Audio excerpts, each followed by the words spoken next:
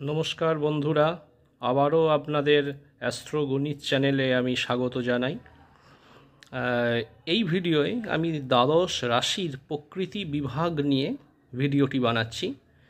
দ্বাদশ রাশির প্রকৃতি বিভাগ কথাটার অর্থ হলো প্রতিটি রাশির, আপনারা জানেন যে আমাদের টোটাল যে 12টা রাশি, আমি পূর্ব ভারতীয় মত অনুযায়ী বানাচ্ছি।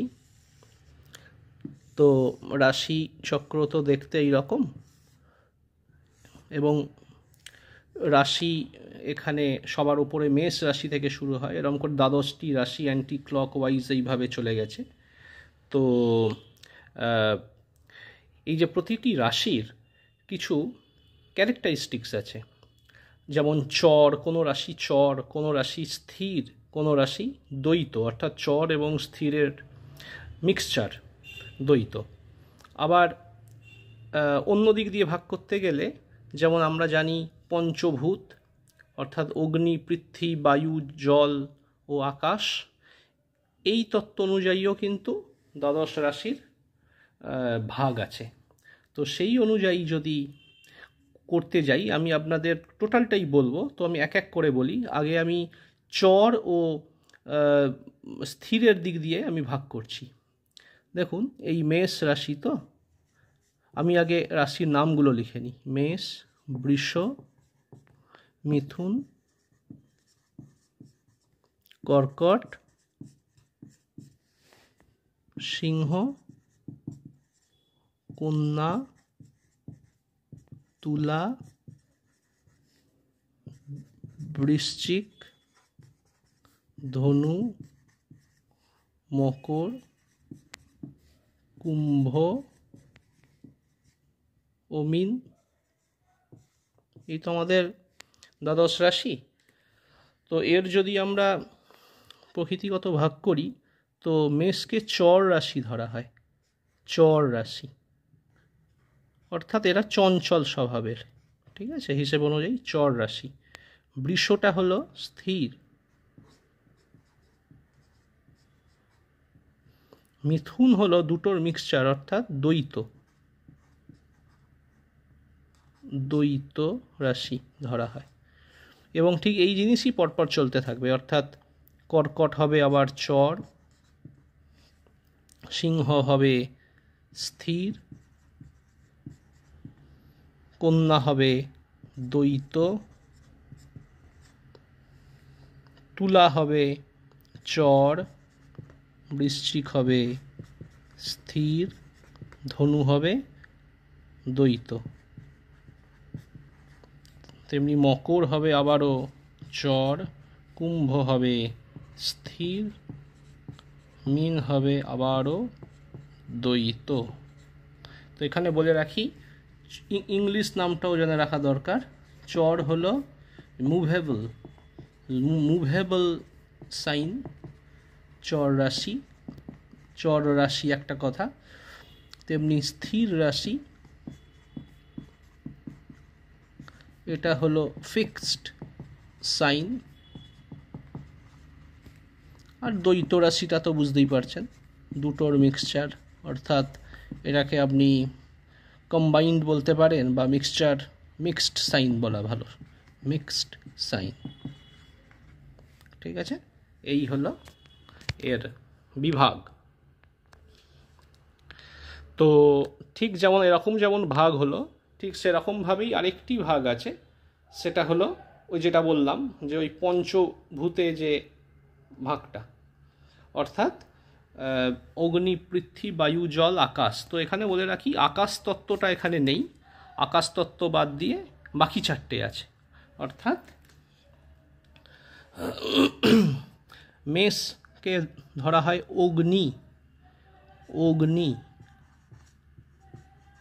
আপনারা জানেন যে মেষ হলো মঙ্গলের মানে মঙ্গল হলো মেষের অধিপতি। সেই দিক দিয়ে বুঝতে পারছেন যে মঙ্গল হলো খুব একটা পাওয়ারফুল গ্রহ, তাই তার ঘরটি হলো অগ্নি। স্থির বৃষ হচ্ছে পৃথ্বী, পৃথ্বী, পৃথ্বী। মিথুন হলো বায়ু, বায়ু,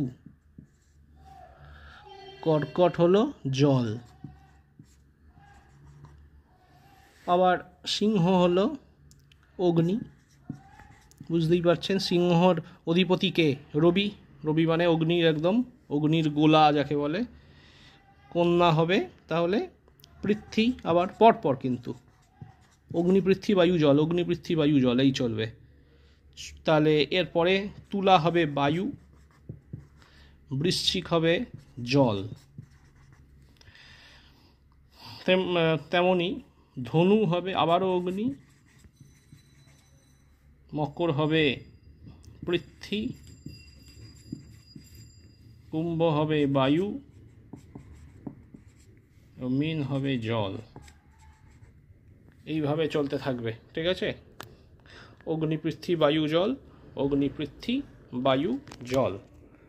আর এখানে আরেকটা কথা আপনাদের আমি বলবো, সেটা হচ্ছে যে এটা একটা ট্রায়াঙ্গেল ফর্মেশন করে। অর্থাৎ দেখুন এই অগ্নিটা পরস্পর থেকে পঞ্চম আছে। দেখুন এইটা যদি 1 হয় তাহলে এটা 5, পরস্পর পঞ্চম। আবার এই অগ্নি থেকে এই অগ্নি দেখুন 5, 1 2 3 4 5। আবার এই অগ্নি থেকে আবার আগের অগ্নিটা, প্রথম অগ্নি দেখুন 1 2 3 4 5। অর্থাৎ একটা সমবাহু ত্রিভুজ, একটা সমবাহু ত্রিভুজ যেন। এটা হলো অগ্নি ত্রিভুজ বা হচ্ছে অগ্নি ট্রায়াঙ্গেল বা আপনার ফায়ার ট্রায়াঙ্গেল। তেমনি ঠিক একইভাবে পৃথ্বীটা দেখুন, পৃথ্বী বৃষ, তো তাহলে বৃষ থেকে 5 নম্বর ঘর কোনটা? বৃষ, মিথুন, কর্কট, সিংহ, কন্যা, এটাও হলো পৃথ্বী। আবার কন্যা থেকে 5 গুণুন, কন্যা, তুলা, বৃশ্চিক, ধনু, মকর, এটা হলো 5 নম্বর। মকর থেকে আবার 5, মকর, কুম্ভ, মীন, মেষ, বৃষ। অর্থাৎ এইটা হলো পৃথ্বী ট্রায়াঙ্গেল, বা আপনি বলতে পারেন আর্থ ট্রায়াঙ্গেল। এই ট্রায়াঙ্গেলটা যদি আমি আঁকি এরকমভাবে একটা ট্রায়াঙ্গেল, এটা সমবাহু ট্রায়াঙ্গেল, এটা হলো আর্থ ট্রায়াঙ্গেল। ঠিক তারপরেরটা হচ্ছে বায়ু ট্রায়াঙ্গেল। মিথুন, মিথুন থেকে 5 নম্বর ঘর তুলা, তুলা থেকে এটা হলো কুম্ভ। এই ট্রায়াঙ্গেলটা হচ্ছে বায়ু ট্রায়াঙ্গেল, ঠিক 5টা ঘর। আর তেমনি এই জলের ট্রায়াঙ্গেল হচ্ছে কর্কট, কর্কট থেকে হলো বৃশ্চিক, বৃশ্চিক থেকে মীন, কর্কট, বৃশ্চিক, মীন, এটা হলো জল ট্রায়াঙ্গেল। ঠিক এইভাবে কিন্তু হয়ে চলেছে। তাহলে আপনি কিন্তু ব্যাপারটাকে এইভাবে লিখতে পারেন যে একটি হলো ফায়ার ট্রায়াঙ্গেল, একটি হলো আর্থ ট্রায়াঙ্গেল, একটি হলো এয়ার ট্রায়াঙ্গেল, 4 নম্বর হচ্ছে water triangle. Water triangle dot dot মানে ওই একই শব্দটা, তাই আর বারবার লিখছি না, ট্রায়াঙ্গেল। তো তো আপনারা ভাববেন যে সব কি হচ্ছে, এটা কি, মানে এগুলো দিয়ে কি হবে আমাদের, এখান দিয়ে কী বিচার? এখান থেকে অনেক কিছুই বিচার হয়, ঠিক আছে? যেমন মেষকে বলা হয় অগ্নি, তো এটাকে ইলেকট্রিক স্পার্ক বলে। অর্থাৎ এই যে 3টে অগ্নির মধ্যেও ভাগ আছে কিন্তু, তো সেগুলো নিয়ে আমি পরে ভিডিও করবো আরও ডিটেলে, নাহলে ভিডিও অনেক লম্বা হয়ে যাবে।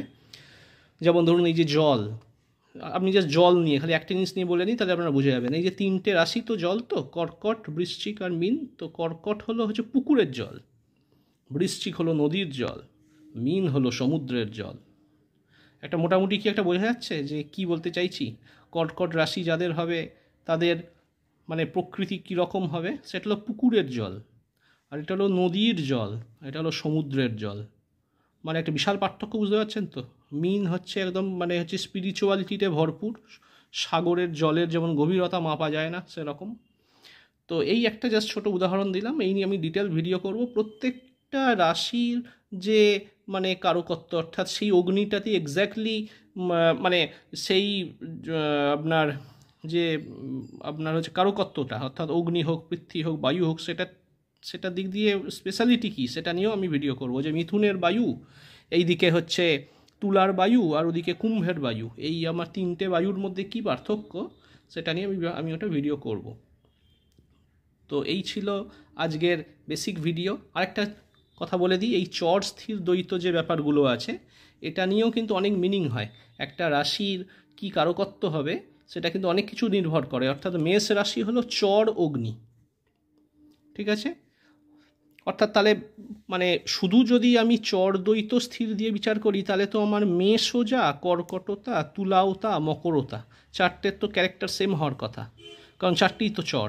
না, চারটে চর এক নয়। কেন? কারণ এটা চর অগ্নি মেষ, কর্কট হলো চর জল, তুলা হলো চর বায়ু, আর মকর হলো চর পৃথ্বী। প্রত্যেকটার ক্যারেক্টার আলাদা হবে।